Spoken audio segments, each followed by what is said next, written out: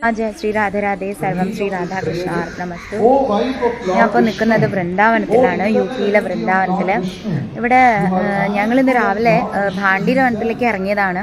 പക്ഷെ ഞങ്ങളെ ഡ്രൈവർ ഞങ്ങളെ വഴി തെറ്റിച്ചിട്ട് ആൾക്ക് വഴിയൊന്നും അറിയില്ല. അപ്പോൾ ഞങ്ങൾക്ക് ഭാഷയും അറിയില്ല, അയാൾക്ക് വഴിയും അറിയില്ല. അങ്ങനെ ഞങ്ങളെ വഴി തെറ്റിച്ചിട്ട് ഒരു സ്ഥലത്തെത്തിച്ചു, ഒരു ക്ഷേത്രത്തിലെത്തിച്ചു. പക്ഷെ ഇവിടെ വന്നപ്പോഴാണ് ഈ ക്ഷേത്രം കുറച്ച് പ്രത്യേകതയുള്ള ക്ഷേത്രമാണെന്ന് മനസ്സിലായത്. അപ്പം ആ ക്ഷേത്രത്തെക്കുറിച്ചിട്ട് നമ്മുടെ സ്വസ്തിയിലെ ഗോപിമാർക്കൂടെ പരിചയപ്പെടുത്താമെന്ന് വിചാരിച്ചു. വൃന്ദാവനത്തിൽ 12 തരം വനങ്ങളുണ്ട്. അതിലൊരു പ്രധാനപ്പെട്ട വനമാണ് ബേൽ വനം എന്ന് പറയുന്നത്. ഈ ബേൽ വനം എന്ന് പറയുന്ന വൃന്ദാവനത്തിൻ്റെ പ്രവേശന കവാടം എന്ന് വേണമെങ്കിൽ പറയാം. അപ്പോൾ ഇവിടെയാണ് ലക്ഷ്മി ദേവി ഭഗവാന്റെ രാസലീല കാണാനായിട്ടും ഭഗവാനും രാധാറാണിയും ഗോപികന്മാരും ഉള്ള ആ ഒരു പുണ്യഭൂമിയിലേക്ക് ലക്ഷ്മി ദേവി വരികയാണ്. പക്ഷെ ലക്ഷ്മി ദേവിക്ക് പ്രവേശന അനുമതി ലഭിക്കുന്നില്ല. രാധാറാണി ഭഗവാൻ ഇവിടെ മാധുര്യഭാവത്തിലാണ് ഇരിക്കുന്നത്. അപ്പോൾ ഭഗവാൻ ഇവിടെ മാധുര്യ പ്രേമ ഭക്തി ഭാവത്തിലാണ് ഇരിക്കുന്നത്. അപ്പോൾ ഭഗവാൻ ഐശ്വര്യഭാവത്തിൽ പത്നി സമേതനായിട്ടിരിക്കുക എന്ന് പറയുമ്പോൾ ഭഗവാൻ ഐശ്വര്യഭാവത്തിലാണ്. അപ്പോൾ ഐശ്വര്യഭാവത്തിൽ ഇരിക്കുക എന്ന് പറയുമ്പോൾ ലക്ഷ്മി സമേതനായിട്ടിരിക്കുന്ന ഭഗവാനാണ്. ഭഗവാന്റെ 8 ഭാര്യമാരും അഷ്ടലക്ഷ്മിമാർ തന്നെയാണ്. അല്ലെങ്കിൽ രാധാറാണിയുടെ വിസ്താരങ്ങളാണ് ഭഗവാന്റെ 8 ഭാര്യമാരെന്ന് പറയുന്നത്. എല്ലാ ക്വാളിറ്റിയും കൂടെ ചേർന്നത് രാധാറാണിക്കാണ്.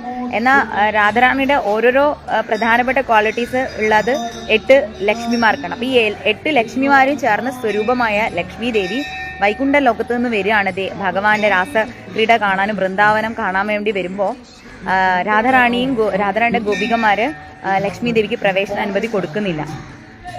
അതായത് വൃന്ദാവനത്തിൽ പ്രവേശിക്കണമെങ്കിലും വൃന്ദാവനത്തിൽ പ്രവേശിച്ച് രാധാകൃഷ്ണന്മാരുടെ മാധുര്യ പ്രേമ ഭക്തി ആസ്വദിക്കണമെങ്കിൽ അതിനൊരു ക്വാളിറ്റി, അതിനൊരു ഭാവത്തിൽ എത്തേണ്ട കാര്യമുണ്ട്. അപ്പോൾ ലക്ഷ്മി ദേവിയുടെ ഐശ്വര്യഭാവത്തിൽ നിന്ന് ലക്ഷ്മി ദേവി മാധുര്യ പ്രേമ ഭക്തി ഗോപീഭാവത്തിലേക്ക് എത്തണം.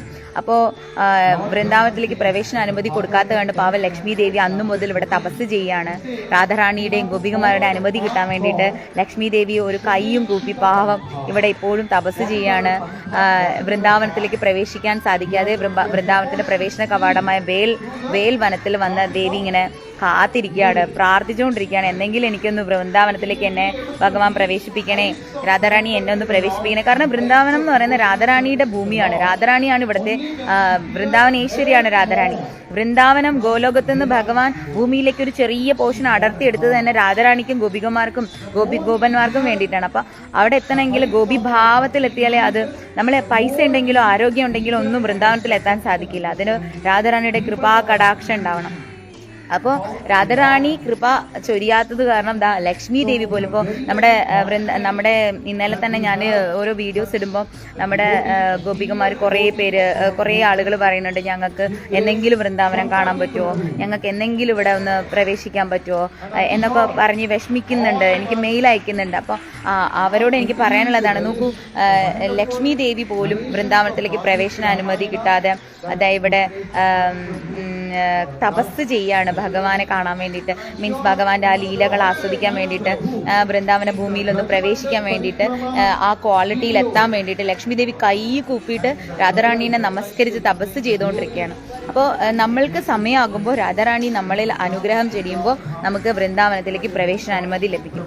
അപ്പോൾ നമ്മുടെ ഡ്രൈവർ വഴി തെറ്റി കൊണ്ടുവന്നതാണെങ്കിൽ കൂടി എനിക്ക് ഈ ക്ഷേത്രത്തിലേക്ക് വരാൻ പറ്റിയതൊരു ബ്ലെസ്സിങ്സ് ആയിട്ട് കരുതുന്നു. ഞാൻ ഈ ക്ഷേത്രം ജസ്റ്റ് നിങ്ങൾക്കൊന്ന് കാണിച്ചു തരാം.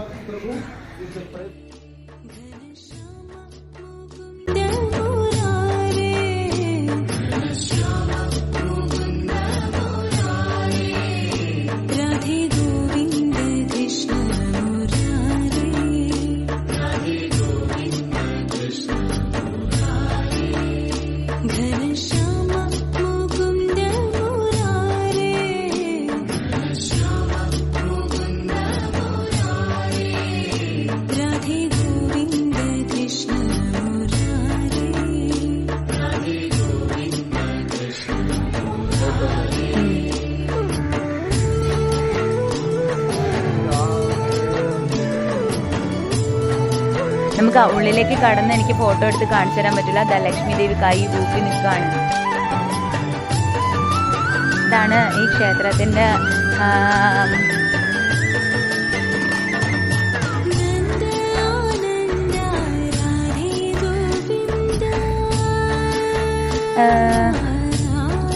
ഒരു പുതിയതായിട്ടൊരു കുഞ്ഞ് ജനിച്ചാലോ എന്തെങ്കിലും ഒരു മംഗളകർമ്മ ഇവിടെ എന്തെങ്കിലും നടക്കുമ്പോൾ ഉടനെ ഇവിടെയുള്ള ഇവിടുത്തെ ചുമരിൽ സ്വസ്തികം പതിപ്പിക്കും. ചാണകത്തിൽ ഇവിടെ ഒരു പുതിയ പശുക്കുട്ടി ജനിച്ചാൽ അപ്പോൾ ഇവിടെ വന്നിട്ട് ഈ ചാണകത്തിൽ ഈ സ്വസ്തികം പതിപ്പിക്കും അവർ. അത് അവർക്ക് ഓസ്പീഷ്യസ് ആണ്, ഒരു മംഗളകരമാണെന്നാണ് പറയുന്നത്. ഇവിടെ നിറയെ സ്വസ്തികയാണ് ബാക്കില്.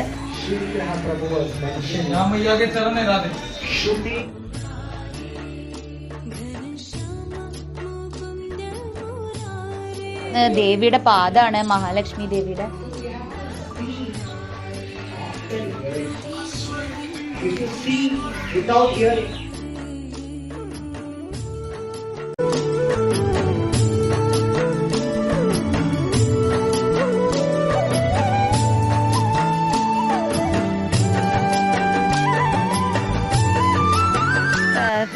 ഇതാണിത് കുബേരമൂർത്തിയുടെ, കാരണം ലക്ഷ്മി ദേവി എവിടെയുണ്ടോ അവിടെ കുബേരമൂർത്തി ഉണ്ടല്ലോ.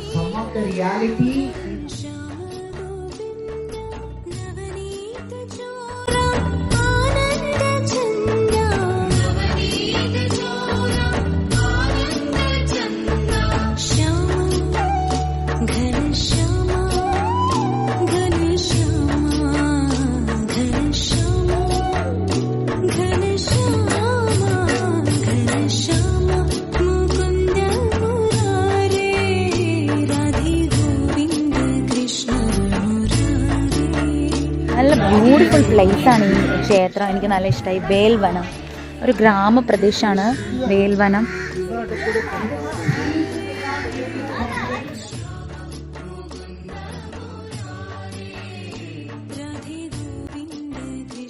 ഹനുമാൻജിയുടെ ഒരു വിഗ്രഹമുണ്ട്.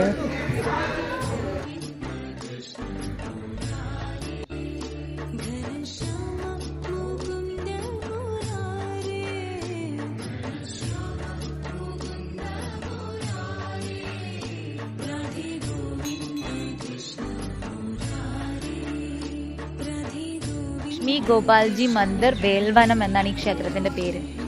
വേൽവനത്തിലാണ് ഈ ക്ഷേത്രം ഉള്ളത്. അപ്പോൾ വൃന്ദാവനത്തിൽ വരാൻ പറ്റാതെ വിഷമിക്കേണ്ട. ലക്ഷ്മി ദേവി പോലെ കാത്തിരുന്ന് ഒരു ദിവസം ഭഗവാൻ ഇവിടെ എത്തിക്കും കേട്ടോ.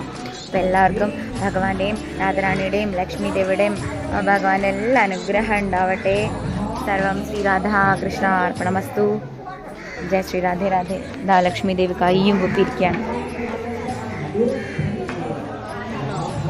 ജയ ജയ ശ്രീ മഹാലക്ഷ്മി.